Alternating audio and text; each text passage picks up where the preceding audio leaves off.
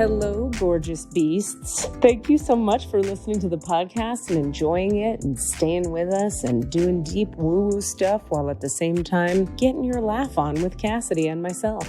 We want to let you know before the podcast today that I'm doing a 3-day healing retreat in Mancos, Colorado, known to many a spiritual practitioner as the womb of the world. We have room for 10 people to join us on this 3-day healing retreat, during which time I will be channeling all of the different light beings that desire to come through. So different races of light beings exist, like the Mintakans and the Pleiadians and the Syrians and the Lyrans. And they like to show up and contribute high vibrational healing energy. So what we'll do is November 6th through 8th, you'll join us in person here in Mancos, Colorado. We've got discounted hotel rooms for you all set up. It'll be stunningly gorgeous and crazy high vibe. And this is for people who are looking for healing, integration, and or to know God and the divine more intimately. You don't have to be traumatized to be on a spiritual path, and being traumatized is kind of helpful when you're on a spiritual path. So join us November 6th to 8th, Mancos, Colorado. Email me if you're interested. klrubin@gmail.com. That's K as in kiss, L as in love, RUBIN @gmail.com. Welcome to that spiritual, actual, factual answers to questions he asking. You find them inside you, recite you, reciting the records of cash. We laughing, we drafting, the passion we bury. It's time for that comedy, dramedy, all of the fanciest, catchiest acronyms. Listeners, listen, we traveling. Conscious is always unraveling. The reading you're having is mapping you back to your natural habitat. Abracadabra, it's magicless, fascinating. To top it off, the host, all the classiest. Now, what were you asking for? All of the answers? What? All the answers. You know, on that topic, lovely segue. Someone asked me today, a client, student, friend person who listens to the podcast a fair amount, said, hey, so heard the Gern Blanston episode. Everything in there seems to have happened except for this earthquake thing. Have you, and she was also reading my recent newsletter thing. And she said, is there somewhere I could go to read about the earthquake part? And I go, not yet. I haven't written about that because I really didn't. It's hard to be holding this awareness for California, and it's just hard. And I think I just didn't want to know too much more because already it's so shitty. But she asked, and I said, well, maybe what I'll do is open the records and write about that and post it in a newsletter. Or I said, maybe we'll talk about it on the podcast, and we can kind of look at that if we want to. And we can also be like, yeah, I will say though that like this podcast probably won't come out for like 3 or 4 weeks though. So that might be, I mean, we can't do much about that. Well, so we have Calum coming today, our buddy Calum. I don't know. I imagine he's going to have his own questions. I mean, we'll just, I have no idea what we're going to talk to Calum about. I just like the guy. He's one of those people. He's just a good egg, right? Yeah, he's just one of the more fun individuals that exists. Don't you feel like anyone who meets Calum is just like, this guy? Yeah, he definitely carries that spirit of like, we're going to be okay if we're here with you, you know, that energy. Also, like, he always just carries the energy of fun. He's always just like spirited and like, now let's do this thing. I don't know. He's really like, well, yeah, we got a VW van and we're going to drive to where we've turned it into a building, you know, or like, yeah, we're working this ridiculous feet first job. It's going to be great. And I'm always like, thank God you're here because I was not feeling like it was going to be great. Yeah. He's just like guy. A happy motherfucker. Yeah. And he weirdly, we'll talk about him in the third person with him not here for a little while.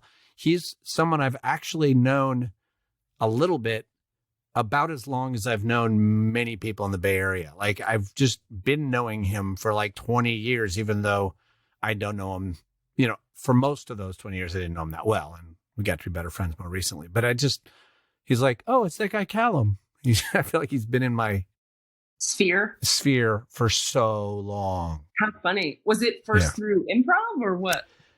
Theater, you know, but more like the commercial agent type of world of like, going to auditions or hearing about films that were being made. And he was involved sort of peripherally and like comedy and weird, interesting events. He always seemed to be someone who was just always like, oh, he's cool. He's one of the cool kids. He was one of the cool kids before I knew the cool kids. Okay. Yeah. The cool kids.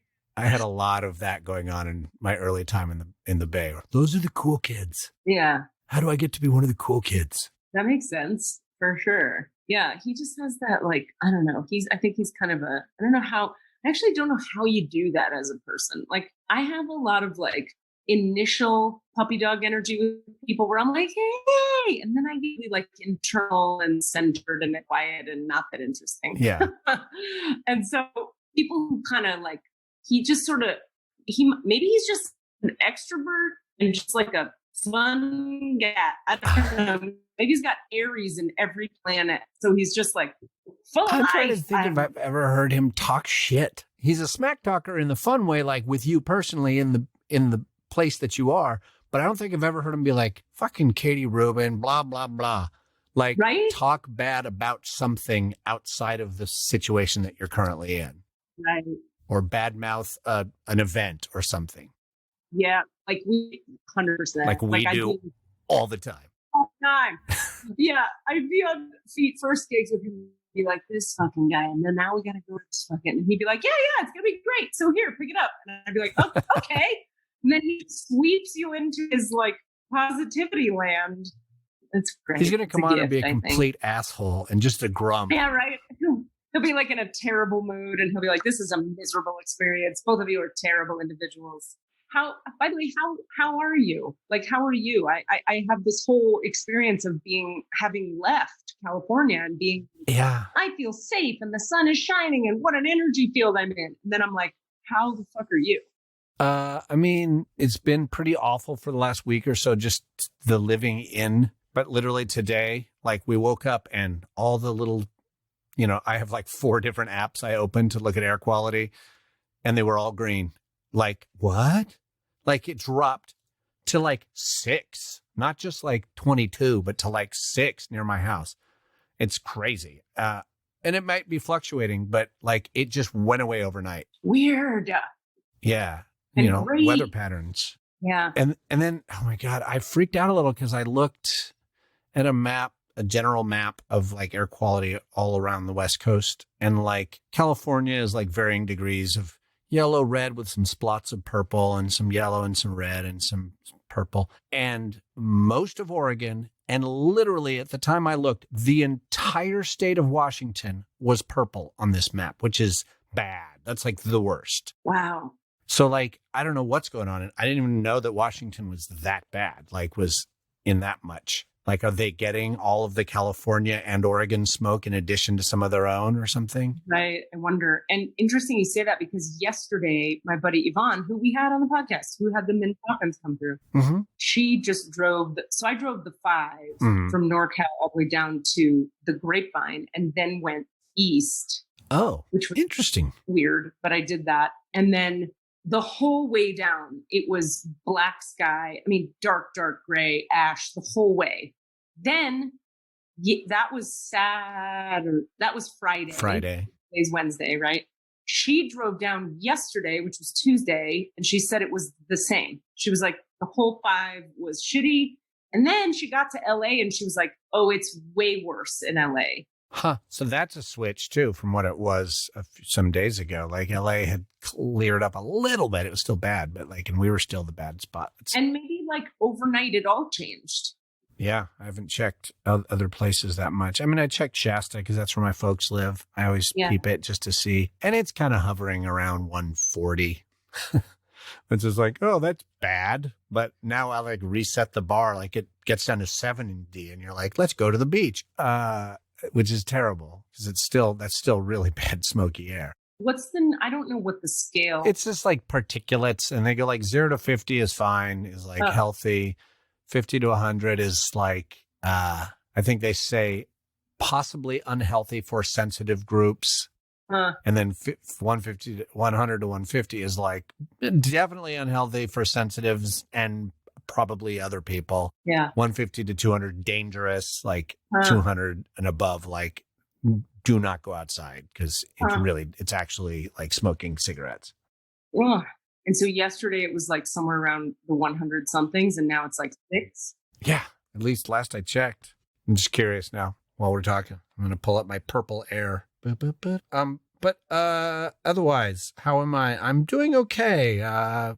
Rami's packing to leave this week and go back to New York. So I have so many different feelings about that. Like I'm both kind of ready this time. Like we got a bonus 6 months of like intense us time, like best friend time. And that was like the one benefit of this whole shit show. And then I'm also going to be really sad. And I'm realizing that I'm like, oh, it's going to hit. I'm going to become, I'm predicting, and I'm going to try not to do it, but I'm predicting getting really kind of directionless for a little while. I can tell. Like, I know that's what I'll do. I'll just get sad and watch TV and not be able to figure out what I'm doing, like do something. I don't know. I don't have a job. Does Rami kind of contribute to you feel like having more structure in your day in general? Yeah, I'll be honest. The 3 in me forces, even if it's not necessarily structure, like Rami fills their time with things like a checklist of stuff, like,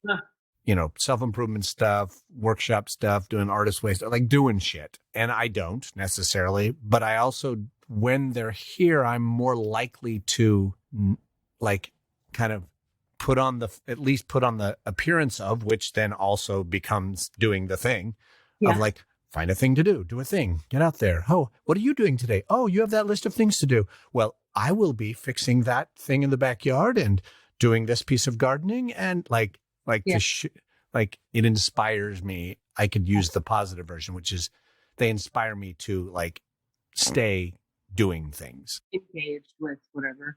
Yeah. Yeah. And part of it is not wanting to look like a slug around them. I get that. I really get that. I have a thing here where I'm like, my house is like 9 minutes out of the little town area. And almost every morning I go to the coffee shop and then to the dog park in the morning in the town, because being around people in the town makes me be like, oh, and then this and this other, here's my business card and I'll go to the grocery now. And oh, right, I got to call that guy back. But if I just stayed here, I'd be a little like, wow, it's so peaceful here. I'll just lay down again. Or I'll just like, I don't know. So I hear you. I get the stimulation from people. It's something I learned actually in human design, that the way my chart is, it's like, if I'm around groups of people, non-distinct, not talking to them, not best friend, just like around human mammals, I get activated and I get like busy and functional. Yeah. But if I spend too much time like out here in the middle of like nature, which my spirit and my body need for recovery time, it's like everything could become recovery time. Right. Yeah. And like, I'm also relatively unemployed, so I don't have anything to do. And I feel weird about that. What do I do with not having anything to do? Yeah, I know.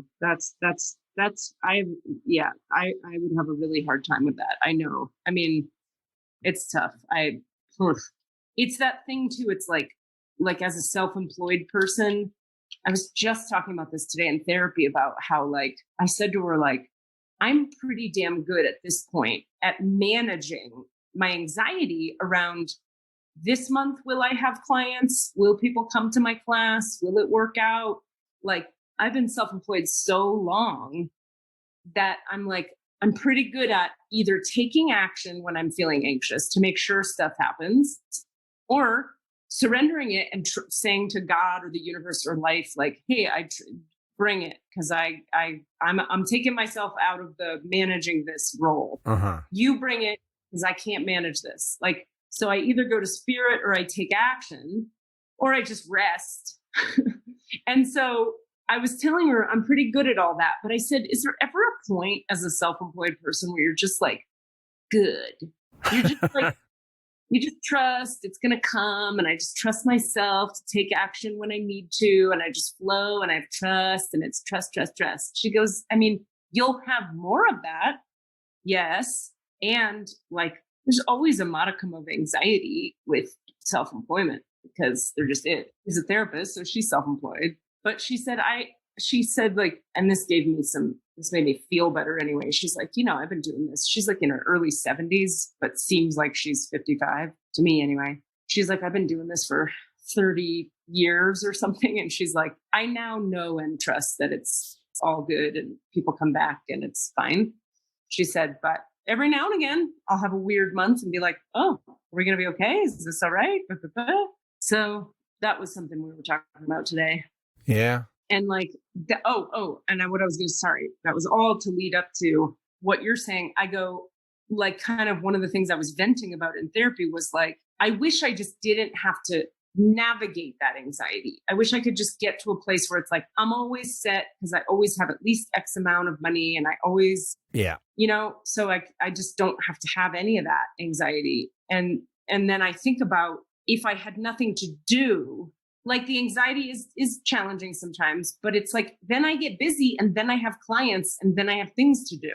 Right. So it's a toss up. So like there's two kinds of stress. There's the stress of like, oh God, I have so much, there's so much on my shoulders right now. And as a result, I'm actually pretty happy because I'm, even though I'm like, God, I wish I had time off and had nothing to do, but I'm also then not free to just wonder what. Whereas when I have nothing to do, all I can do is like come up with possibilities of failure or something like that. That's not actually what I'm doing, but exactly. So it's like you trade one form of anxiety for the other. Yeah. What was it? I heard somebody say once, he goes, you're not trying in life to have no problems. You're trying to have better problems. And then he said, like, absolutely. Because it's like, if you get more money and whatever you want more of, then you have different problems. You got to take care of that money. You got to make sure it's growing and you got to put it in a place and you got to, whatever. So then you're managing that and that's a different set of problems. So you're never like fully problem free. And then there's the final nail in the coffin, which is not like, I'm weirdly not freaking out about like the future. I mean, the human future I'm freaking out about, but not like my career, the things. Will I have a job? Will I ever work in theater again? Because will theater even exist or whatever? Yeah. But I'm not freaking out about that. But then what I'm doing is creating a story in which that's wrong. Like, well, then what's wrong with you? Why aren't you worrying? You're failing to think ahead. Right. I know that one well. Yeah. It's like, wait, should I be this relaxed? I can't be this relaxed. No, right? The world is on fucking fire, literally on fire. And I'm like, I'm pretty relaxed right now. Is that okay?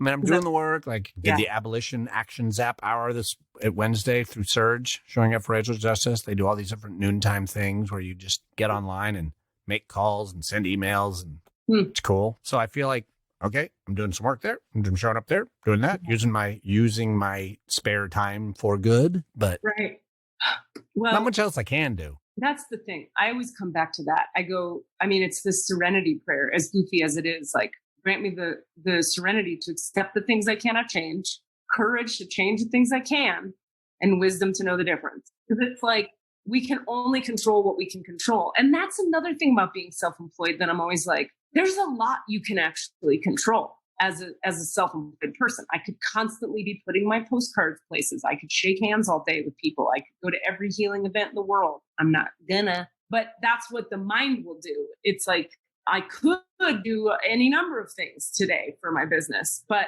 then it's like, okay, so the wisdom to know the difference, like what is actually mine to do? Yeah. And I'll tell you what, transparently speaking, the serenity prayer was a big part of why, because I got into the 12 steps in my 20s, I really wanted the wisdom to know the difference, which is why I got into like a lot of the spiritual shit. Well, also I was in a ton of pain and nothing else worked, and it was like going to be what my life was going to be anyway. But one of my motivators was like, I would like to know the fucking difference between what can I control and what can't I control. Yeah. So I've been playing with that ever since. That's part of what I love about being able to open the records. Is like, well, what's mine to do? Right. Today? You have the wisdom and you can also share the wisdom with others, give them the wisdom to know the difference. Hopefully. For their work. Because I feel like that a lot of the stuff you've given people has been like, that's not yours, or that's yours. Right. Yeah. Oh. Should we just tell Des to give a text to Cal and have him come on? I think it's time. Okay, he's sending in a little thing. I'm going to get my Coke Zero. Do it. I'm going to sip on my water. All the caffeine. All of it. And I'm just going to hop on to do a shameless plug for Calum Grant, the host of the hit podcast Apocalypse Now. Oh, yeah. Ladies and gentlemen, the one, the only. Coming on in just a second. I just want to pick up, and maybe we'll keep talking about it with Calum, because I'll bet you he'll have something to say about this sort of particular thing. But the Serenity Prayer, without knowing it, also transformed my life. I might have mentioned this on a previous podcast. I came up with, in my own head, a philosophy that I called the givens at a certain point in my life in grad school when I was in crisis around just like, and suddenly I was like, oh shit, there are things that there are things that I can't not be part of because I'm in it. There's things I can change. So my reaction is the only thing I'm controlling. So, and that kind of distilled down into, I was like, oh, much later, it's like, I'm basically doing the Serenity Prayer with that. But it was like, the example was I had a teacher who we hated. I think I've told this story very quickly. Had a teacher that we hated, and we would just spend like lunch after her class, just raging, fucking hated her. And then I was like, we've done everything we can. We've petitioned to like have less of her in our class. We've done all the things, and we're in class, and she's a teacher, and we're in grad school, so this is the program. But also, I just left her class, and I'm still in her class. Yeah. Now, at lunch, and she's taking this time away from me. That's right. And it was that moment that I went, oh, I could also just choose, or I don't know if I can choose it totally, but I can be like, I can just go to her class, get what I can get out of it, and then leave it the fuck out behind. Yeah. Because nothing else that I'm doing is changing anything. No. In this context. And so it's like, I was like, okay, her class at this point is now a given. So that's a thing I cannot change. Right. That makes total sense. Yeah. And the thing I can change is my reaction to it. That's right. Yeah. And the wisdom was that moment. Like the wisdom to know the difference was that moment for me. I fully get that. But that actually transformed everything for me after that. The way I saw the world. Yes. Here's my thing. Okay. Yeah. Here's this, and we've talked about this probably, but sometimes here's what I find for myself, being who I am, just talking about me as a human now. I need a certain amount I need to vent, and I need places where I can go, that fucking bitch, no. And then I need to stop and let it go. But see, for me, for years, because I was like leaning all the way in the direction of complain all day and be a miserable sad sack. Then I swung all the way to the other direction. I was like, I never complain about things I can't control because Serenity Prayer and spiritual person, and I can't control her anyway. So why complain? All the way to the other side. Then I realized I am still mad at her. I'm making up that I was in her class with you as an example, but like, wait a minute, I'm actually still upset and hurt, and this is unjust, but I'm just acting like I got nothing to say about it. So now I have this thing where I try to live in the middle, where I'm like, I need a minute to be upset about this. And now if I take it past that minute, I'm just creating drama and problems for my body and bringing other people into my own chaos. But yeah, I wonder about that, because I notice that we either kind of do one or the other. Yeah. And sometimes there has to be room for like, when I'm in that class, I feel like I want to murder her. Okay, I have said it. Now I'm going to say, I feel sad that I have to waste 2 hours there. Okay, felt that. Now I'm going to move on. Yeah. So you still need to have the thing. You can't deny the feeling. I can't if I want emotional health. No, I think that's valid. I think in this instance, we'd done all the things, including the vent. So like, okay, now what? Yeah, 100%. I mean, I've been on every side of that equation. I've probably been her. I'm the person who people leave class and go, this fucking bitch. Well, the irony is, One of the reasons we didn't like her is that she was bringing a lot of woo into an actor training program. But the difference being, it never felt real to me. It never felt grounded. Like we had literally had an entire semester called Energy for the Actor. Okay. Interesting stuff.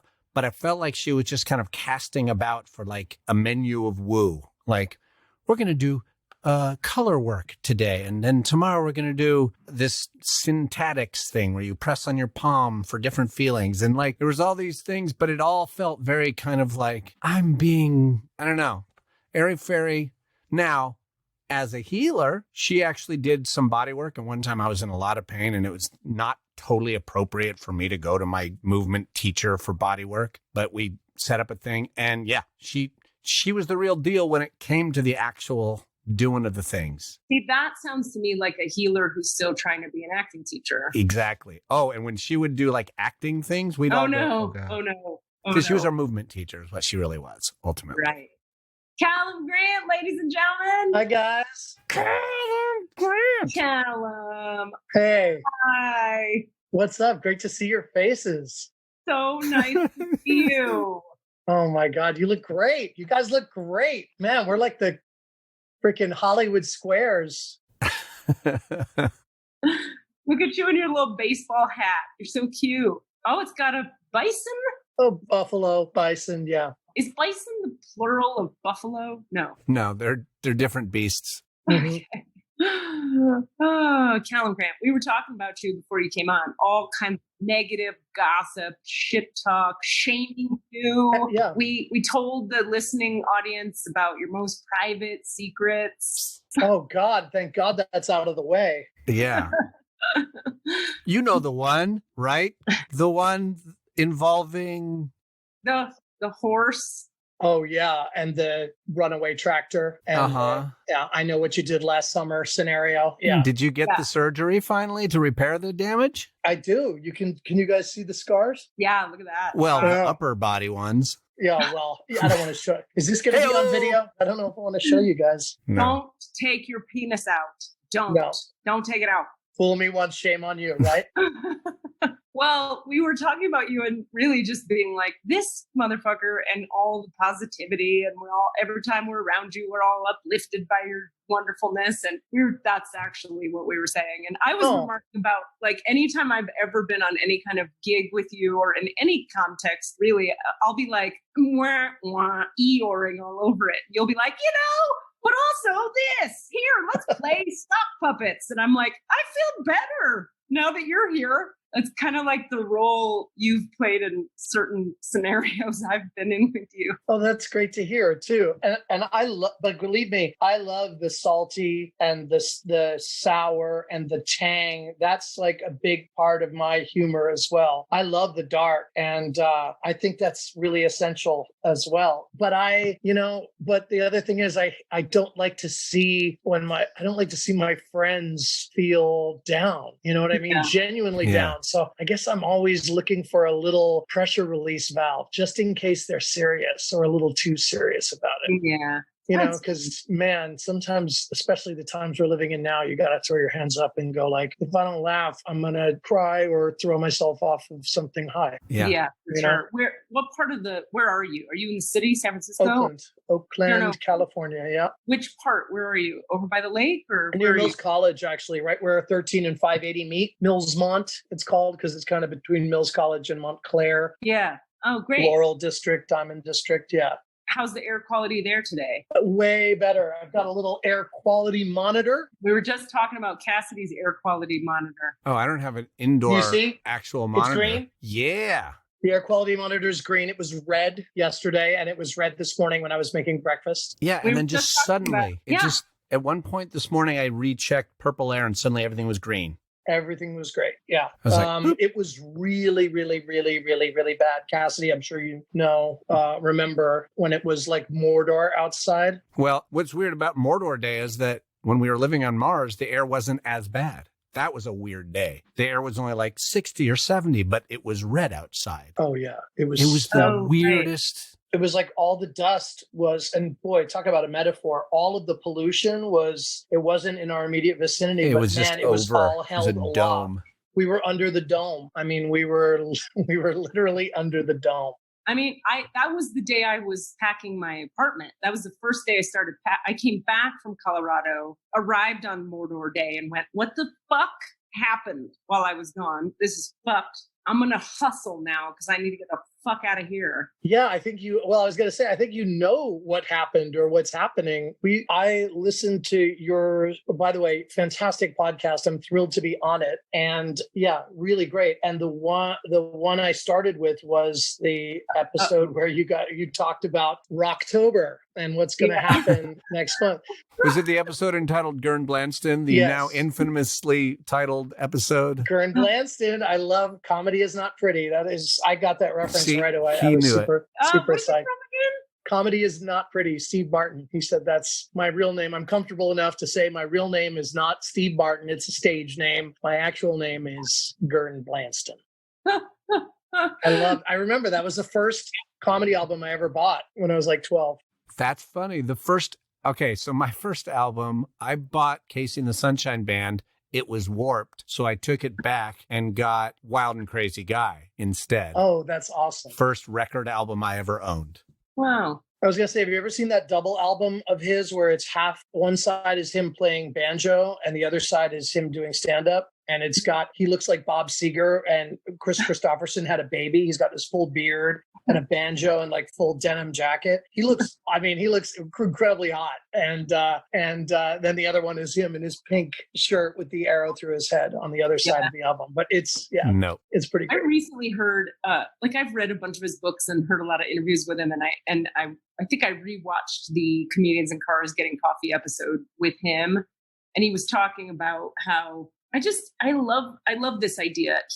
Jerry Seinfeld was like, so you left at the height of things. How did you tell us about, like, how the hell did you just leave stand-up when you were the world's biggest, stadiums of people, 20,000 people per night? And he said, he said two things. He said, one was, I knew that the kind of humor I was doing was something that could get very annoying very quickly if I were to ride that train forever. And he said, and the audience would get ahead of it eventually. He's like, I was ahead of them because it was in the context of having come out of the Vietnam War. And there was so much stress in the world that he said he felt like his job was to just bring utter surrealistic ridiculousness to the context of the world. He said, but the world was healing.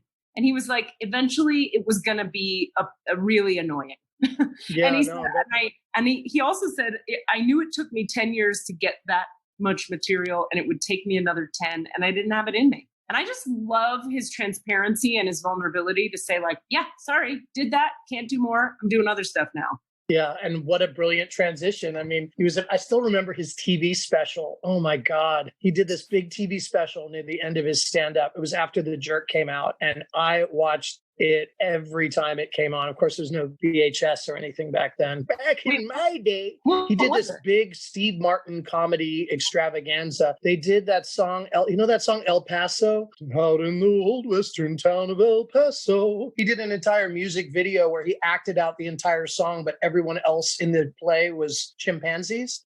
And he was it was pretty incredible. Okra Cola. Oh my God, I love Steve Martin. Yeah, it's a gem. And we could really to be gear shifted into like I'm a kind of erudite playwright and then like screenwriter, and like he has built, that his thing was like he was a philosophy professor or about to be one, and then he became a comic. And I feel like after his comedy, like his overt stand-up comedy period, he kind of integrated his more subtle, kind of sophisticated like aspects of himself into the next layers of the work he did, which I really liked that personally. Well, that's like his self-awareness in like, what he was doing was actually not wacky. It was absurdism. Like he was already aware that what he was doing, and he knew that at the point it became not serving the same purpose, then I got to move on, because otherwise I'm actually not being true to the actual underpinnings of this comedy, which is actually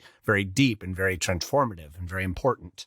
and very reflective of the time that it was in. Like you're saying, Vietnam, he was holding a mirror up to the absurdity and the insanity of the way that we were living and the insanity of modern life and all of these old sort of beaver cleaver ways of living. He kind of turned everything on its head and was just completely outrageous. And yeah, that was the temper of the times. Like you said, when people are healing, then you don't hold that mirror up anymore. It becomes a funhouse mirror after a while and keep doing the same shtick. He truly evolved. Yeah. Yeah, it's so interesting. And it makes me think of, I think I was listening to, can't remember who I was listening to, some podcast the other day, and they were talking about, somebody was talking about the absurdity of war, right? And how we all in our, I mean, okay, not all of us, but we lefty, liberally folk, generally speaking, tend to have a feeling in our bodies of like, we could just not do war. We could just not.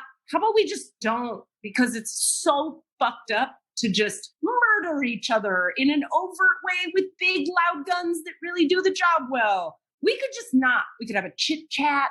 We could see a healer. We could like be mad at each other for a while and like not hang out. We don't actually have to decimate populations, right? So like there's the feeling of that and the spiritual sort of knowing of that. And then there's the reality of the world we live in and where the animal level, where it's like, I feel like I told the story maybe on here a different day, but the Sufi master who was the head of the Sufi school, who was like this respected master, came to America, and he was like, you know, it was like the most peace and love energy you can imagine that he would transmit. Anyway, one day, I have told this, but he just said, you know, look, when people come to your house with sticks on fire, you pick up a brick and a gun. You don't let them in to meditate. Like if they're coming at you with guns, you have to pick up your gun. So it's like, the reality of the world we live in, if there will always be people who behave barbarically, let's say, you've got to be willing to barbarically respond in certain settings. And like holding the tension of those two opposing energies within ourselves of like, this really shouldn't happen and we could just stop, next to, but if someone comes to my house with a gun, I'm going to have to like run or shoot them. Do you know what I'm saying? Holding the tension. 100%. That resonates completely. It makes me think about, you know, sort of our evolution, how, you know, how they say all politics is local, but yes, all politics in a sense is really personal. Like our voraciousness, the way we destroy the environment sort of is related to our appetites for sugar and fat that we evolved, that, oh, we've got some food, we better eat as much of it as we can. And of course, if somebody is coming to your house and breaking in and trying to kill you, you respond that way. That's something everybody can identify with. Problem is when you blow that out to a geopolitical scale, yeah, we use those metaphors all the time, but there are so many more options for a country when someone is metaphorically coming at them. Right. But we use that simple, oh, they're breaking into our house and shooting them, therefore we have to kill 50 or 60,000 people, right, in order to stop them from hurting us. So we make the personal sort of global. And the thing is, as a nation, there are so many more options to us. The thing that they say, like, war's the easy way out. We're actually talking about trillions of dollars of lost money, but guns and butter, you know, all this opportunity. I used to think, man, if Vietnam hadn't happened, what would our space program look like right now? We could be on Mars right now if there had not been a Vietnam War, if there had not been, if World War I hadn't happened, what would Europe look like? What would our culture be like? We lost how many generations of people? How many, you know, and how many Albert Einsteins have been killed at 6 years old in bombings? You know, we don't look at those costs. We just want a quick, easy solution. And so we reduce these national complicated problems, a simple, they're attacking us, we have to destroy them. Look at the way they talk about BLM as, oh, they're all rioting and looting and they're coming for the suburbs. You know what? Instead of spending $1 trillion, why don't we spend $1 billion trying to solve this problem and do the hard work of talking it out and finding a solution? And addressing literally the thing that makes the person come to your house with the stick. Yeah. You know, that person coming to your house with a stick, there's a reason they're coming to your house with a stick. So we should have addressed that. Like Of course. that's the failure came way before they came to your house but with a that's stick. my whole point is that we all know that. We all Yeah. know that, like, of course, the stick moment with the fire is not the highest functioning way to communicate. But it's like when people around you function from there, but death is on the line, like in that moment, if there's no mediator when Right. they're blowing a hole through your wall. So yes, we need to have, anyway, I'm not, by the way, this is not I'm not like, so therefore. No, not at all. These are the questions I'm fascinated with. This is why I love like post-apocalyptic movies and stories and things like that, because it most often, aside from the spectacular explosions and things, there's the question of like, who are we at essence when you strip away this veneer of civilization when you make the fundamental question of what is the moral right thing to do? Who are we when you remove all the intermediaries who do your dirty work for you? Yeah. And you have to decide, like that, the trolley problem. Are you familiar with that moral dilemma? Yes. Yeah. So but will you say the trolley problem for the listener? Yeah, it's this idea that there is imagine a trolley moving down a track, and it's going to run over 3 or 5 people, but you have a switch in front of you which can switch it onto another track. Do you switch it onto the other track where it will only kill one person? So it's a sort of you now become responsible for that one person's death, and you'll save 5, but you will kill 1. And so you there's that made issue the choice. Yeah. But then the trolley problem sort of extrapolates out from that. And there's this idea of you're standing on an overpass above the trolley with somebody else, and you could see the trolley heading towards a school bus full of children. If you push the person next to you off of the overpass, they will fall onto the track and stop the trolley. They'll be killed, but you'll save those 20. And it's interesting how the answers change when it's you pulling a lever and when you actually have to physically push somebody off. And there's that level of distancing that happens. And then there's the question of what if it's one old guy and 20 school children? Right. What if it's the president of the United States and 20 school children? And these are questions that people developing What if it's one baby and 20 old people? Yeah. Right. What if it's exactly. And what if it's a puppy dog and a bunch of kittens? Right. And these are questions that people designing like self-driving cars have to think about.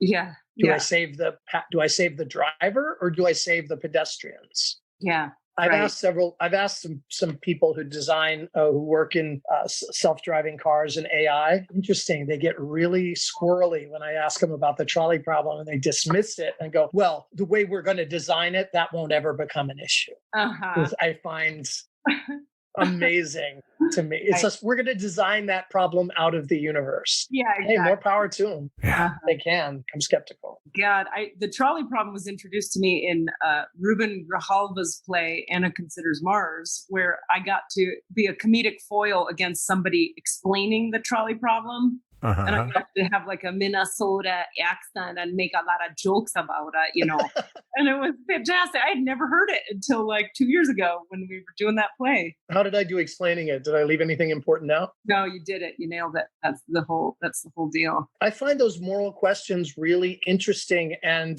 really kind of relevant nowadays too. Because man, especially when you talked about what was happening in October, I was like, something? January, February, that would have sounded like nuts. Now I'm like, or far-fetched, let's say, not nuts, but remote. And now I've shared it with a couple of people, 3 people, and all 3 of them have been like, yeah, that sounds totally possible. Isn't that interesting? Imagine my experience in 2018. I tried to tell people like an idiot in 2018. I told a bunch of people. Is that how long ago? I didn't know that. I didn't know it was that long ago. Yeah, you've been carrying it for a while. Wow, yeah. Katie. Some friends of ours that we all share too. I think I know that I was just really overwhelmed with the awareness, and like it was terrifying and scary, and I was trying to process with people, but I foolishly forgot that like people would give me more pushback and then judgment than support. It's hard for people to be like, good point. Okay, so in 2 years, when the world explodes, how are you feeling about that? It was like there were only a few super woo people who were like, oh yeah, I know. That's why we left California 2 years ago. Or, oh yeah, we know. Come over, talk about it. So I learned a great lesson, which was like, be really aware of who you're sharing what with, because it's silly to think that. Well, Cassandra, right? Yes, exactly. Right. Yeah. I tend to have to learn my lessons by doing shit in real time. Go back to the classics. It's always in the text. Cassandra had the same problem. It's like I could run into a burning building or read a book. I think I'll run in there. Well, I'm glad you tried to tell people, and I'm glad I heard about it. We're actually heading out of town for the month of October. We're going to be in Palm Desert, although I don't know what the reading says about that. Maybe we can ask when we open. I would like to. Yeah. But Rocktober. I really like that. or how about Ragnaroktober? Ragnaroktober. So true. I mean, the thing is like, why not us? Why not here? Because, hurricane ravaged there, floods in Japan that took out a bunch of like hundreds of people. Like, and we look at that and we go, God, that's so terrible over there. And even in the same country, like, the New Orleans in Katrina, like that was catastrophe level stuff. And we go, well, but I don't know. For me, I still keep going like, it's still not me. It's still not me. Like that's I still haven't. In Ohio, right? They're having these massive winds and disasters in Ohio. Really? Or even the town of, like 2 years ago, the town of Paradise, year and a half ago, actually, only, entire town completely wiped out. I happen to know someone who lost their home there, lost everything. But like, so it gets closer and closer. It gets right up to your doorstep, but you still kind of go like, wow, okay. Well, that's such a good, I love that sort of as a topic, because I've really been thinking about this a lot in terms of like when I drove back into California to get my stuff, right? It took me 4 or 5 days. Thank you, Cassidy, helped me pack, as you know, but it took a bunch of days to pack. And I had a feeling in my body the whole time of like, we got to get the fuck out of here. That was how I felt. But see, there's also my awareness of like, I have a hyper reactive system. Like my system is like so sensitive because of like my, honestly, childhood trauma. Like just the shit I've been through makes me be extra like, I'm like a cat on a fence. I'm kind of like, what's over there? What's over there? What's over there? And it allows me to perceive energies in different dimensions, but it also can be a challenge that, because a lot of people are like, Katie, you could just like sit in your apartment and just wait and see what happens. You don't have to like flee the scene. Like you could label me leaving as like fight or flight response. Like I'm so freaked out that I just fucking jammed, right? Now, this is a different situation because I did get this information in 2018 and I've been asking for 2 years and I trust my guidance and all of that. But I don't want to throw out the window the reality of my own. I've had the thought many times of like, is in 2 weeks, is all this going to pass and then California be totally fine? And I'll be like, what the fuck did I leave for? And I mean, the answer I get is no, I'm not going to feel that way. But you know what I'm saying? There's a way that like, it's because, and the reason I'm bringing this up is because as I was driving out, sorry, this is a long-winded way to make a point. As I was driving out of town, I kept thinking I would drive next to like apartments and houses and I'm looking left and looking right. And I drove the entire length of Highway 5, not the entire length, but from NorCal to the Grapevine, the whole thing is covered in ash and you can't see the sky the whole way. And I'm like, why aren't there 9 million cars on this freeway? Why is everyone not like, we gotta go at least for a minute? That and like in response to my own that reaction inside of myself makes me go, well, Katie, because maybe you have like God, you see what I'm saying? Like I recognize that I have a hyper vigilant kind of like I'm gonna go, but also why aren't people a little more hyper vigilant? Comes up for me a lot.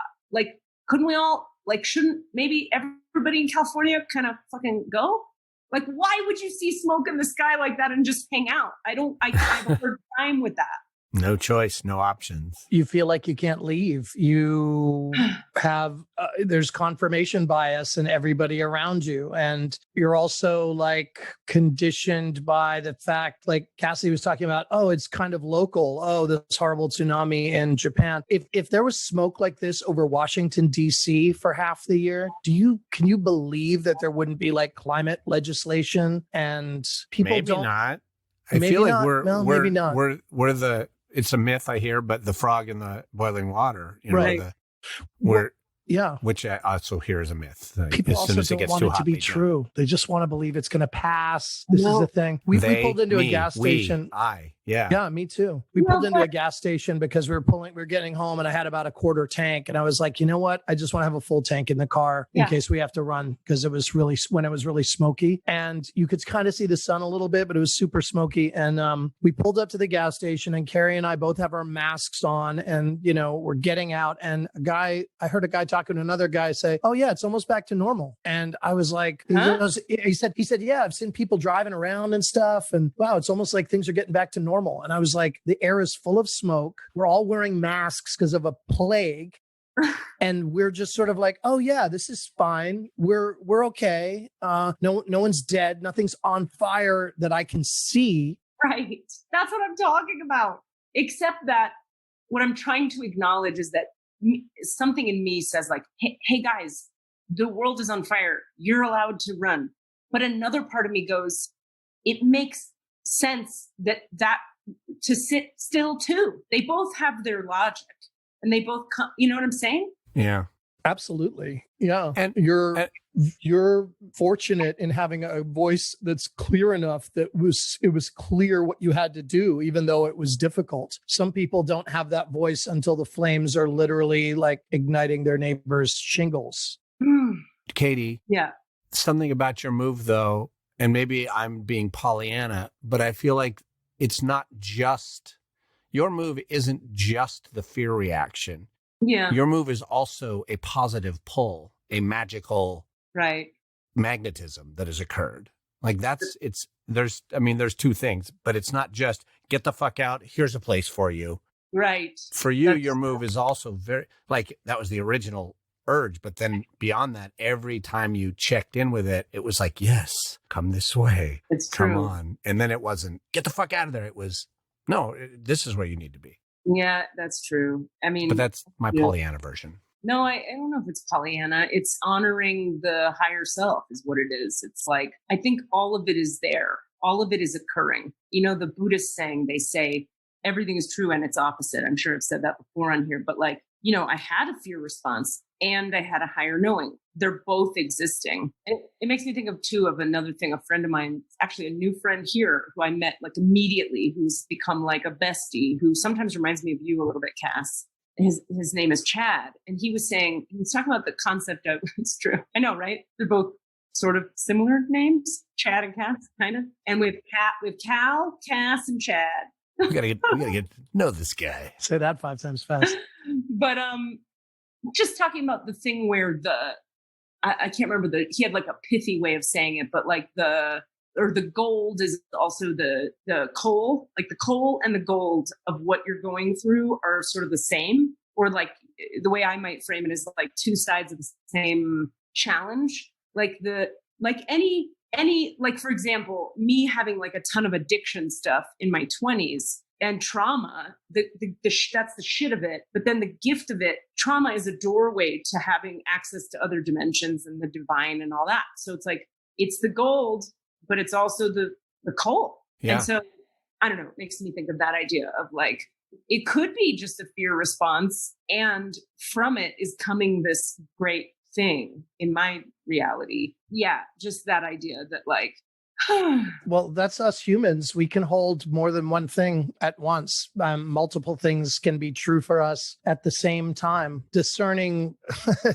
and even asking the question, what's the best thing to do is such a complicated question. Yep. What is best? Life is like one big trolley problem.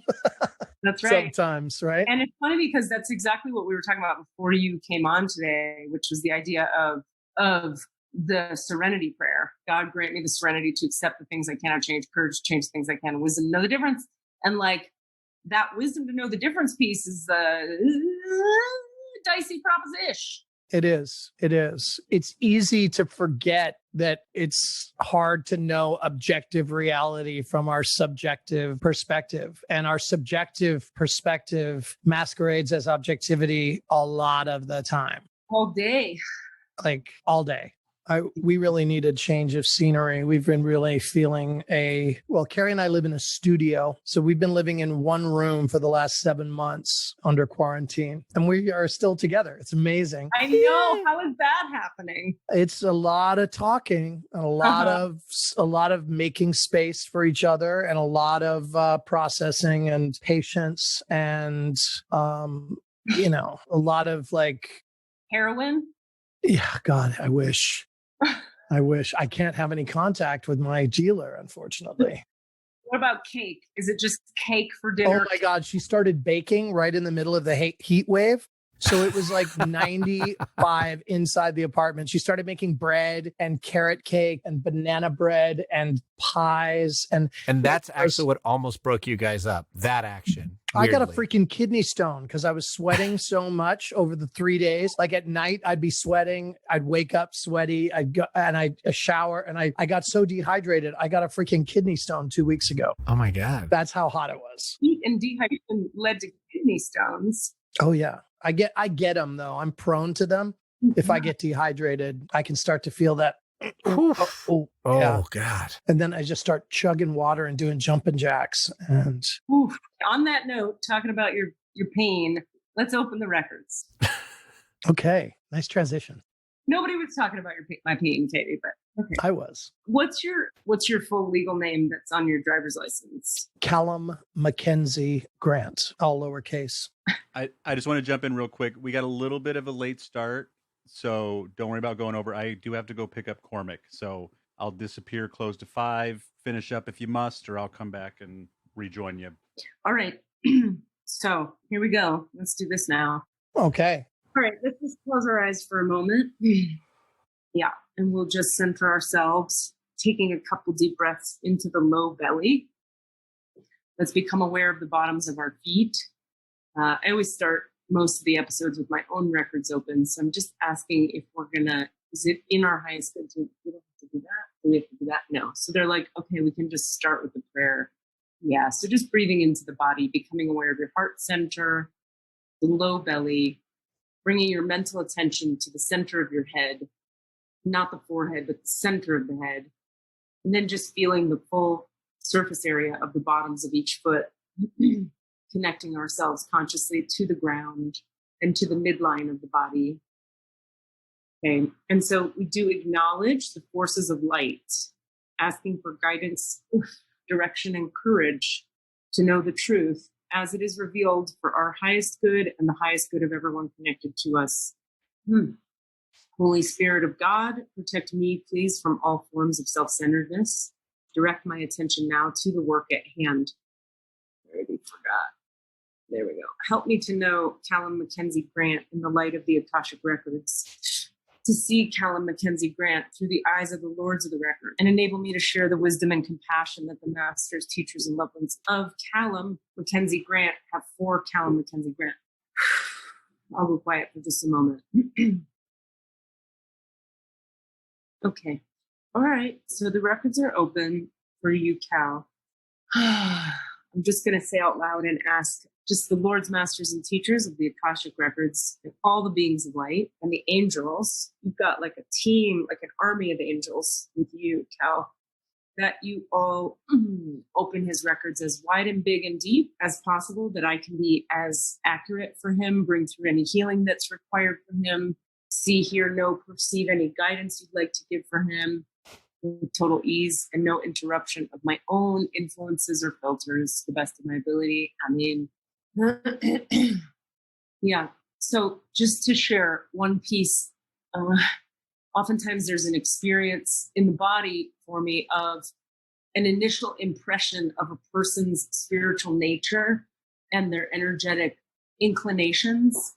In this case, there's a sense of a vast, wide, open field of consciousness that is organically in its essence, quite broadly, deeply, spiritually connected without the need for specific names or labels or practices per se. This is a person who is, I want to say, well-parented, loved, practiced at the art of love, has an open heart, cares about others, attempts to do kindness, similar to when sometimes a human being will say, I am an atheist, and turn out to be, in practice, one of the more, quote, spiritual people you meet. Not that this individual would say that, but similar to that. There may not be a need for so much practice because of what the heart has been given, A, in other lifetimes, and B, by the parents, and C, through the choosing of the free will of the individual himself. So that's pretty beautiful to see. Okay, and so we just wanted to offer that vision of your energy field. Where would you like to begin? I would like to begin with, well, I suppose let's begin with what's coming up. In October, we've made a decision to head to the desert. Is this the place we should be going? Will we be safe there? Okay, these are two different questions. So we'll go with. Yes. Is this the place we should be going? Because it's more than just about safety, our trip. Oh, what is the trip about?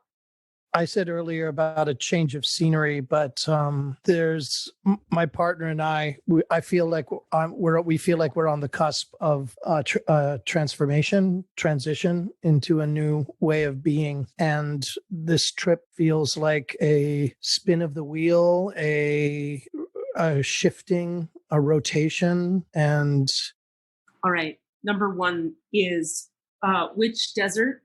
It'll be Palm Desert near Joshua Tree. Okay. Well, I always I just want to say yes, but I get a big fat no. Let me just listen. Part of what the two of you are on the soul level asking for from your hearts is lush, green wellness. And you won't get enough of a different experience in Joshua Tree from what you're having now for it to provide you with what you're seeking. We would encourage you to look further east. Is there any connection you have to the East Coast? Yes, that's where I'm from. Where? Long Island, New York. I also have ties to North Carolina. Anywhere else? My family in Florida, but that feels like the wrong kind of green energy. So, okay, let's just listen here for a moment. So it's like, is it in Calum? And Cal, what's your partner's name again? Carrie. Okay. Is it in Calum and Carrie's high school to go to Joshua Tree? They're like so much no. It's not going to give you anything. And the image they keep showing me is of a thick green, lush, watery forest of that certain kind of tree. I guess those are pine trees. Yeah, pine trees. I'm just going to check out loud here. So are we talking about New York? Yes. Upstate? Yes. Woodstock, upstate New York. Syracuse. What's that other one? Syracuse and something else with an S up there. Syracuse and what's that other one? There's a school named after it. Anyway, up there. Maine, Connecticut, nope. Anything, Boston, nope. Okay, New York. Okay, so upstate New York, if you can, if you want, if you're willing, if you're able. Is there anything closer that they could go to that would not really? The transition you perceive yourselves to be in is as big as you don't want it to be. You understand how there's a way that deep within you, and there's sadness. There's great sadness around this point. We understand that the transition, you understand in a certain part of your being, this is bigger than simply taking a trip or going kind of away, but not really. This is a full a full rebirthing, a full transition. In fact, you're showing me a medicine wheel and a drum, like a shamanic drum. So this is like a shamanic journey of coming into the light as light carriers and as light workers. You have been understandably influenced by the environment of the city to embrace less fully than is appropriate your respective spiritual essences. That is to say, stepping into the roles of medicine woman, medicine wheel carrier, drummer, facilitator of shamanic transformation in a more conscious way. Now is the time. There are deep, does one or both of you have Native American, or what is it? Tribal's not quite the word, roots of any kind that you're aware of in the family lineage? Not with me, with her possibly. She's studying native plants, and she's studying herbalism right now, and working with she's worked with plant medicine for a long time, but she's studying herbal medicine and North American plants. Okay. She's studying she works as a healer and is looking to incorporate plants into her healing. Okay. Yeah. I mean, here's the thing. You have a larger role to play in her work than you yet get. And part of the reason is where you're sitting physically in the world, which is to say, you move somewhere green and lush with forest, and you get who you are, and you get more deeply your role.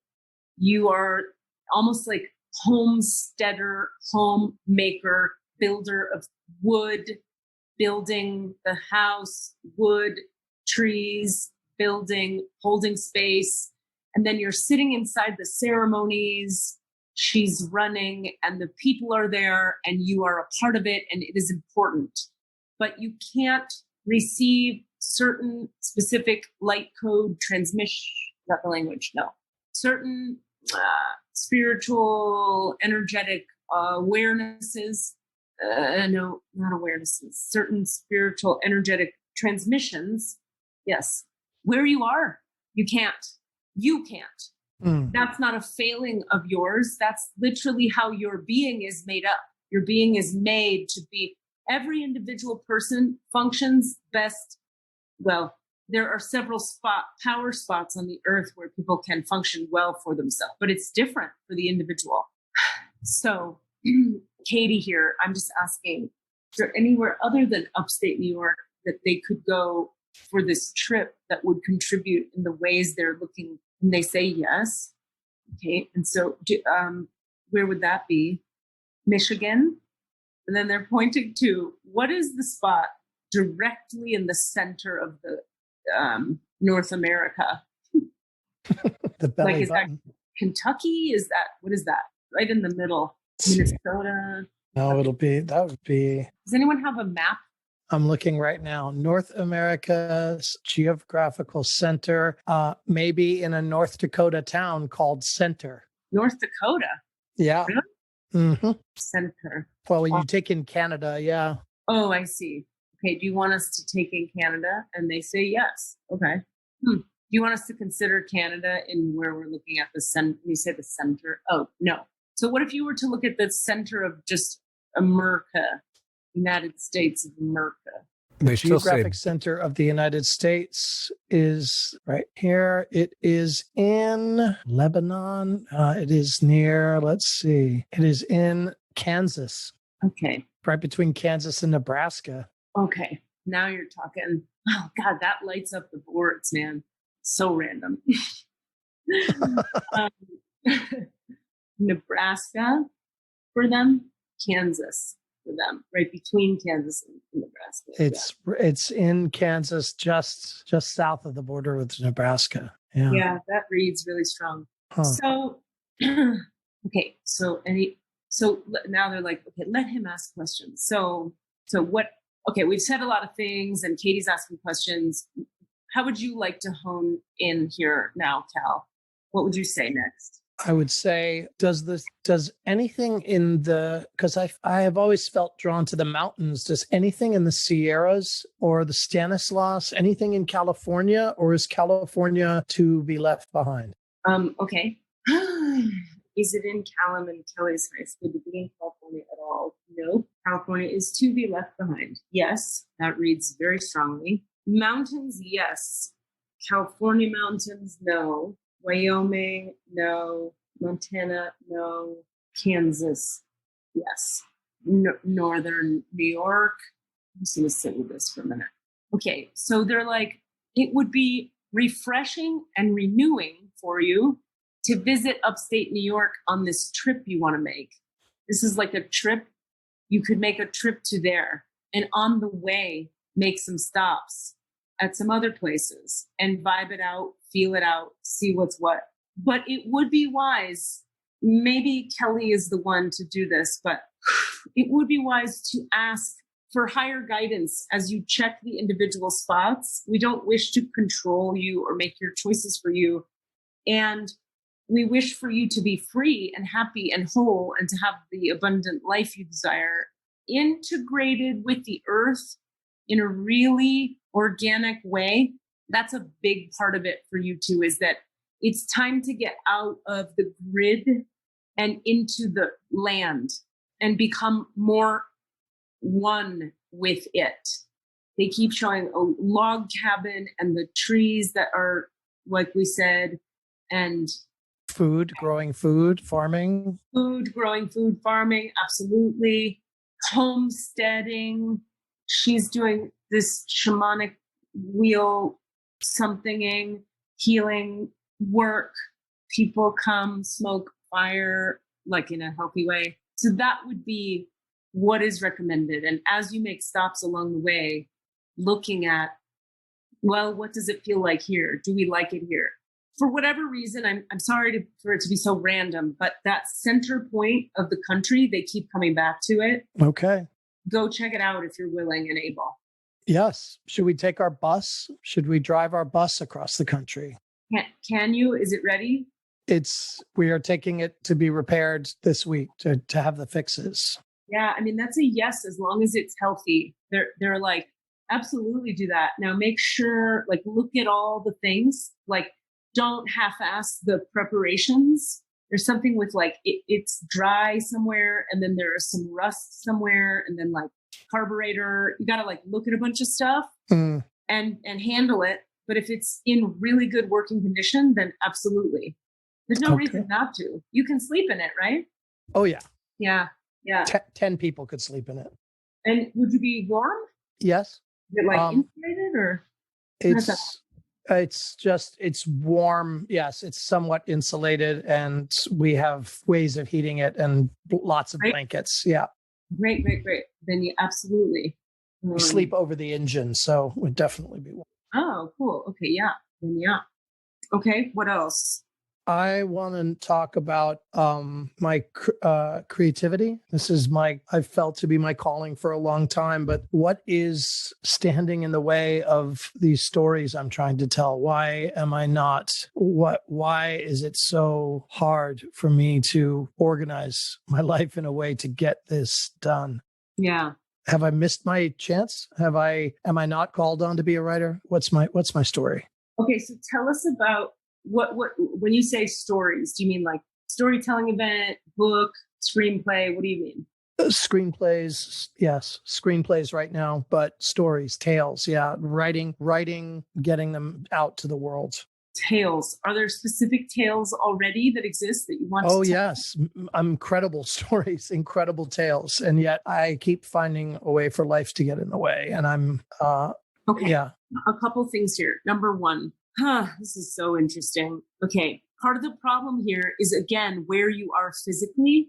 The consciousness of the state of California is, sell it to the people, screenplays, flashy television. We're sorry to say this is not organic for you. What is organic for you will be revealed more fully when you're in the proper space. You have to be more integrated with the land. And then it's like the image is like you're chopping wood and you're carrying it to the hearth, and then the fire is there. And then you're like 3 friends are over or 10 people are there, and you start telling a story. You tell a story like in the old way. It's oral. It's oral through the mouth. It's storytelling. A big part of it is you and your energy field. How you tell it and this can be translated into book form, storytelling podcasts, storytelling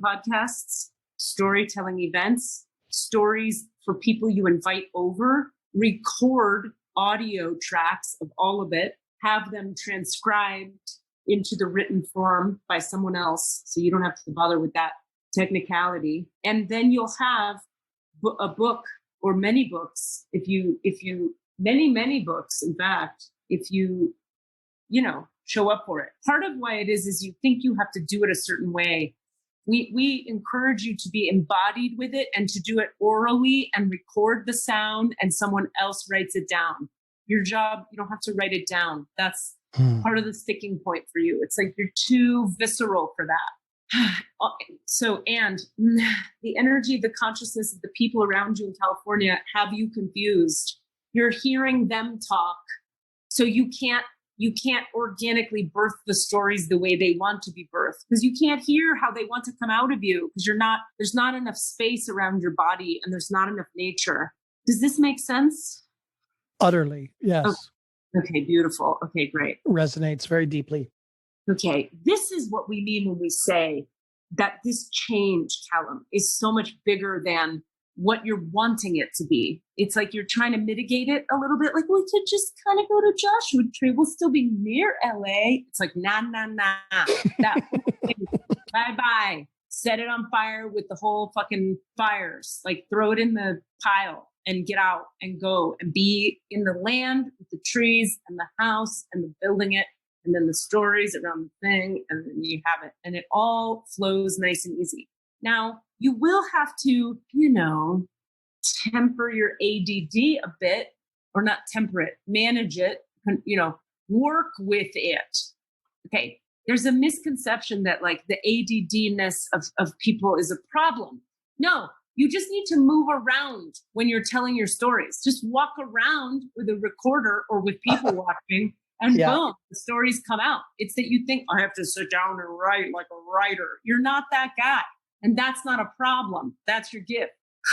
That's so funny. Okay. Yeah. You just said that. I've just been collaborating on a project, and I've been pacing and speaking, and they've been typing, and it's suddenly everything works. That's so funny. Great. Okay, great. All right. What else? I want to get I don't know how to even phrase this in the form of a question, but I drew 3 tarot cards yesterday that really, they were, the first card was Major Arcana, was the Wheel of Fortune. Yeah. The second card was the Ace of Wands, which speaks to inspiration, new opportunities, growth, potential, emerging ideas, growing capability. And then the next one was the Knight of Pentacles, which is hard work, productivity, routine, self-discipline. So I have creativity, emerging ideas, freedom of thought, manifesting things, and then hard work, productivity, routine, and conservatism, all tied together with the Wheel of Fortune, which speaks to the revolving wheel of life, fate, destiny, the capriciousness of life, chance, destiny, opportunity, winning, losing, impermanence. Yep. So here's the thing. The wheel is also, in this case, in reference to your beloved and her medicine wheel. You two are a unit of, you're a well-oiled machine. I'm telling you that the medicine wheel, the wheel is the Wheel of Fortune, and the Wheel of Fortune is being spun because you are in communion in a deep way with a wheel master. She's working the wheel. So you together on the land in a new location, sparks, like her wheel is turning and you're going with her. Okay. And that's how it's meant to be. That's not anybody failing. It's meant to be that. And then this is the same thing. Then when you're there, all the ideas. And then, like we said, you'll have to work with your ADD, walk around, use the recorder, set time aside. You have to be diligent. You chop wood, you carry water, you make the fire. You're going to have to like build some shit with your hands. So it's going to be Capricorn, Saturnian energy, just like that third card. It's just that you'll enjoy it because the wheel, the shamanic wheel, northeast, southwest, has you, how do we say it? It's like the wheel is the container for everything here. The medicine wheel, the wheel of fortune, the wheel of transformation, the wheel of timing, the wheel of change. Okay, so that's a lot of words. What are your questions in response to that? How does that land? What do you need now? I just need to know that it's not too late. It feels like now is the time, but I fool myself so much. I've talked myself out of so many things. I've talked myself into so many things. And I don't even need everything to work out. I just need to know that it's the next thing, what I'm called to do. It's bigger. So this, if you see me, my body, I'm like down and I'm stressed and I'm moved and I'm uncomfortable. It's because of your mind is your greatest challenge.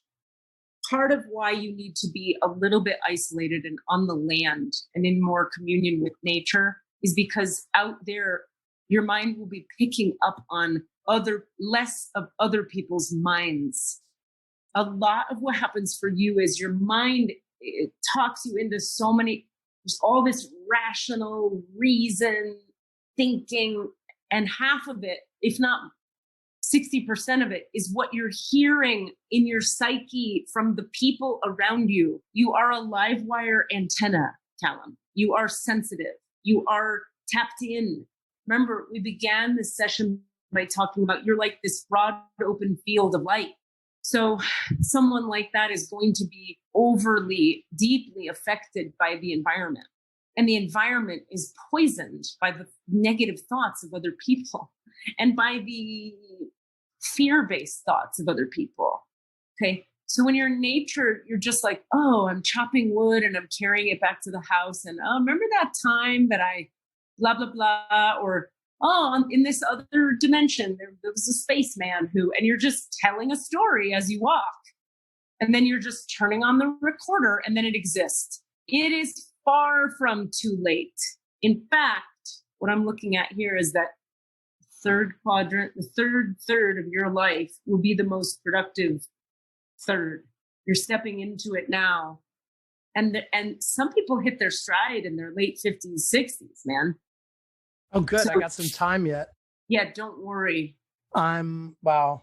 It's just according to the coastal judgments, East Coast, West Coast judgments of like, by this age, you should have these things and the people and the money and the Hollywood and all that. That's just a structure some people invented to boost their own egos. This has nothing to do with you. You're like a mountain man, shaman, wizard who needs to be with the pine trees telling stories to people who want to hear them. And you will feel so happy and fulfilled using your hands more, building with your hands, moving your body and being so physically engaged that you're just organically like communing with nature, that you're just organically like, I have this story to tell. And then from your heart, it just explodes out. Does this make sense? Absolutely. 100%. 100,000%. Okay. Wow. So never, please listen to your mind. Never. Always the body and the heart. For you in particular, The mind is going to be like, and you could go any million directions, particularly with your mind. Instead, expand, ground, nature, trees. Okay, you get the point. What else? I always say that when I talk, the head lies, the heart doesn't lie. Like you always know when something is right. That's it. I guess I'm coming to terms with the fact that I might be an introvert to a certain degree. I would say that would shock a lot of people, but I always thought I need to be around people. But solitude is very nourishing for me. I guess I just have to let this stuff go. This idea of having things or security, the security doesn't feel very satisfying. No, it never will be. But here's the irony. As you step into, listen, part of this truly, you're mark my words right now. When you get to where you're going physically, you will call me, please do, or text me, Katie, and say like, oh, I get it now. Because you literally can't know right now where you're sitting. You can't know the thing we're really saying. You can know it kind of, because you hear you're not a dummy, but in your bones, you'll get there and go, oh my God, everything's so much easier. I just tell my stories. People come. I introvert all day chopping wood. And then we built this house. I keep seeing you building a house, by the way. And it's amazing. And my body feels so good. And the point being to your recent question is that there is a whole new kind of security about to emerge for you. It's just that it's what you're letting go of isn't necessarily the need for security. It's the need for the particular brand of security you were sold on by the culture you're sitting in right now, which is a culture that does not match your soul level vibrational frequency. It never has. I always thought there was something wrong with me, that I didn't really have the respect or the reverence for a lot of the things I thought I was supposed to, but I guess there isn't something wrong with me. That is correct. You are both starting to step into who you truly are. And a big missing piece is the specific vibrational frequency of nature, certain kinds of trees, a certain elevation, land, nature, wood. You need it. Water too. Water. Yes. Water. Mm-hmm. All of it. But it must be. This is like, I feel like I'm hearing my dreams spoken back to me, like the dream, not dreams in terms of fantasies. I mean, that, yes, daydreams, but really the dreams that I wake up and forget, you can't quite hold on to them, but they were great. Like, I feel like this is the stuff that I'm dreaming that I can't remember when I wake up. That's because your soul knows, in the Akashic records, I'm sitting in your soul's alignment to source, just listening to it vibrate and communicate. And when you sleep, the unconscious mind works with the soul and the spirit, and it gets to be free and it gets to be who it is in the dream time. And then you wake up and try to squeeze that soul down into somebody else's outfit. Or try to speak it in human language, which lacks sometimes the ability to speak about it. Well, you try to speak it in the culture you're in right now. California's, some word missing there. California's, like, the creativity industry speak doesn't match your soul's speak, but it's a difficult dream to give up that you could one day fit into that system. Some people are meant to find a way to figure out that system. That is not your soul frequency. No. Nor your partner's, by the way. Yeah. So you will have security. It will just come through your connection to the land.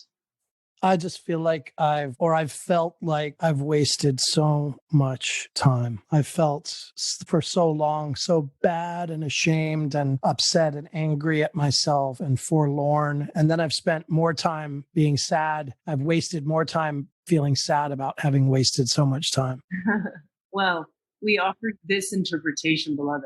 What if your human self, your mind and your ego and your heart needed all of that suffering and time to be willing to surrender to who you really are? What if that was the grist for the mill? What if that was the crucible that your soul was squeezed through to turn you into the fire maker you're becoming? Yeah. Such that no time was actually lost. The suffering is required think about a pearl inside of an oyster, right? It's like a piece of sand that gets agitated and agitated and agitated and agitated. And then was it wasting time when it was in the crucible? Yeah, indeed. It was becoming. Mm. And so hallelujah for all of the time confused and trapped and lost. And now is the time for all people, if they will be willing, to finally listen to the quiet, still small voice. Here's the challenge of the still small voice. It is so much quieter than the loud, angry, and or anxious, fear-based voice. And we are trained on the human plane to listen to the loudest voice in the room. But who is actually the wise person in the room? Is it the silent shaman in the corner who might be a 90-year-old lady? Or is it the loud man leading the big event on the microphone? Usually it's the quiet weirdo in the corner, but culture can't understand that idea. Culture is too interested in itself and its own power. A shaman, 90-year-old woman is interested in truth and surrender to what is.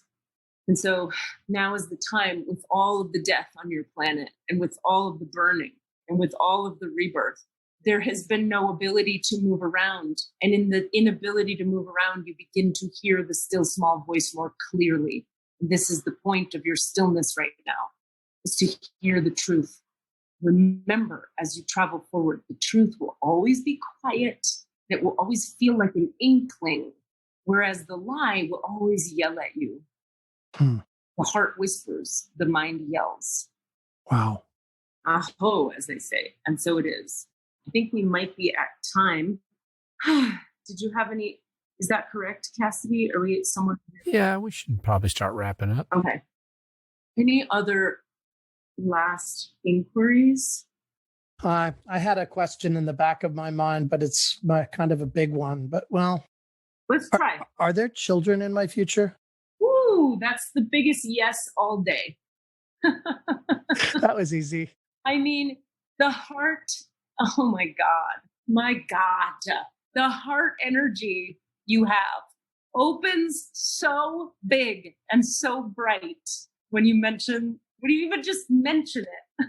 And you know what it does too? It takes away all that overthinking. There's no room left to overthink when you got to chop wood, build the house, raise the kid, make dinner, tell a story. Boom, that's your life.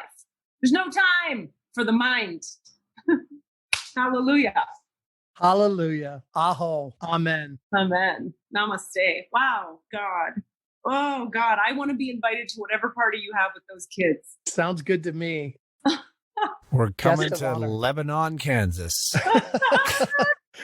Uh, Well, I Katie, cannot you're a wait. lot closer now. So I cannot wait to pull the bus up to that intersection of, let's see, where is it?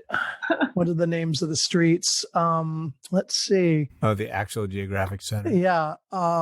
Route 191 and, oh my God, really? Road. AA Road. Wow. Huh. That's the Hawaiian word for lava, isn't it? AA Road. That's bizarre. Well, 191. Ah. It's And that's right what you're going there. to say. And then you're going to call Katie and go, Oh wow, there's actually there's a house right there. Road. Do they have a big yard for you to park your bus? Yeah. Oh yeah, absolutely. Always room for you, Cassidy. Always room for you. Well, I'm going to bring my that RV that I'm going to get, even though they told me I probably shouldn't. It's a convoy. We got a convoy. All right. Let me close Cal's records here, just so I can come back to reality a tiny bit, or reality, whatever that is. Come out of Cal's reality. Let's say that. All right. So we just want to thank the masters, teachers, and loved ones for their love and compassion, and the lords of the records for their point of view, and the Holy Spirit of light for all knowledge and healing. I ask for strong dispensation of blessings for Calum and Kelly on their journey, that they might have the courage Carrie. and the will. Carrie?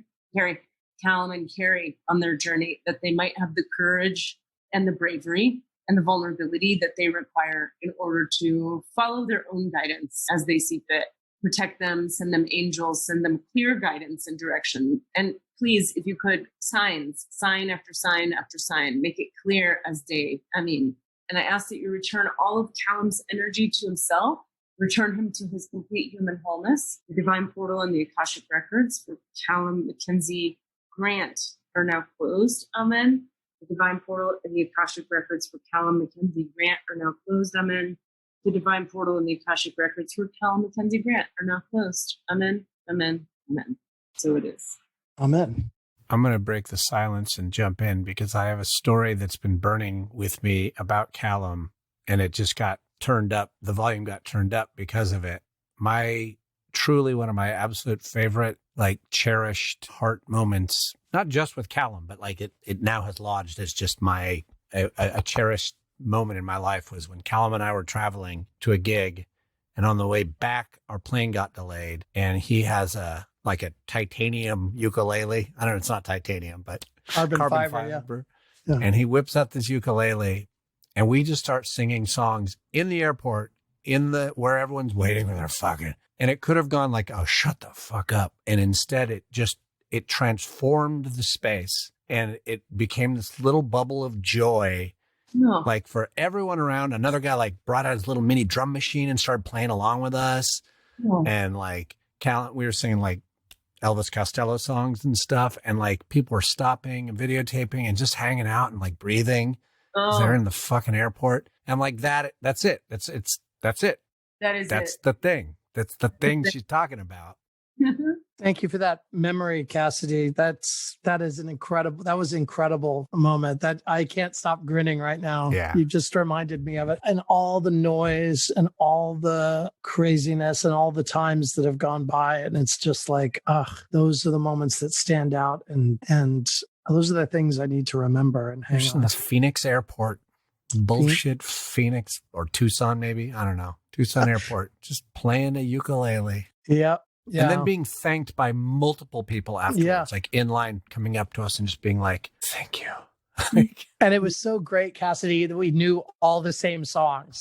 We had the same playlists in our head. It was really amazing. We kind of have we have a little bit of the same cultural DNA, I think. Yeah, definitely. We in the same Gulf Stream current we grew up in. Yeah. For sure. Anyway.